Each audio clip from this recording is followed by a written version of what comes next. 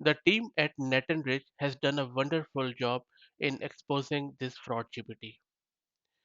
In their great blog post, they have exposed this fraud GPT, which is a product sold on the dark web and the Telegram that works similar to ChatGPT but creates content to facilitate cyber attacks. This team at Nathan Rich identified it in July, and they have put in this blog post, to which I will share the link in video description. And they have not only given how this fraud GPT is working, but what is their pricing and a lot of other things. It's a fascinating read. This team dug out that the tool is updated every 1 to 2 weeks and features different AI models under the hood.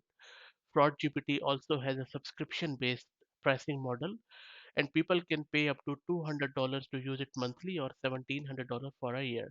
If you scroll down, you will see some of the pricing here on there on this Net and Rich blog post. And there is a lot of other information like how this is working, their interface, which is very similar to ChatGPT. Now, Net and Rich team did an investigative work and purchased and tested FraudGPT.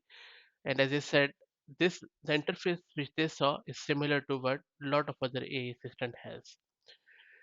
Now, the problem is that there will be lot and lot more products like this. So companies and organizations need to be very much aware of these sort of GPTs which are malicious. One study has found out that 72% of small businesses close within 2 years of losing data, and most of the behind the scene reason is this sort of malicious attack. And with the advent of this fraud GPT like products, this is going to increase only. So it is high time that governments introduce some regulations and companies speed up their game. AI could ultimately widen cyber criminals' reach and help them orchestrate attacks faster. And so many cybersecurity professionals should be using AI to increase threat awareness and speed remediation.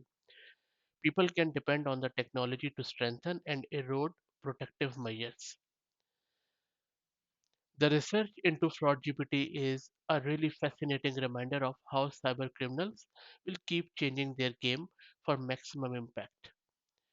But remember that freely available LLMs and models, they also pose security risk because you don't know what is going on under the hood.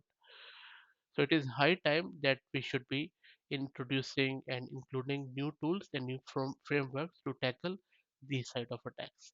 I hope that you found it useful, and as I mentioned, I will drop the link to this blog post in video's description so that you can read along. Thank you.